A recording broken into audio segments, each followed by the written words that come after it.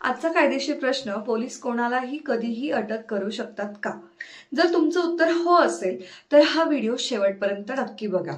अनेकांना वाटतं पोलीस म्हणेल तेव्हा अटक होते, पण नाही. भारतीय संविधानातील अनुच्छेद 22 आणि भारतीय नागरिक सुरक्षा संहिता म्हणजे BNSS नागरिकांना काही महत्त्वाचे अधिकार देतात. तुमचे अधिकार अटक करण्याचं कारण सांगितलं पाहिजे.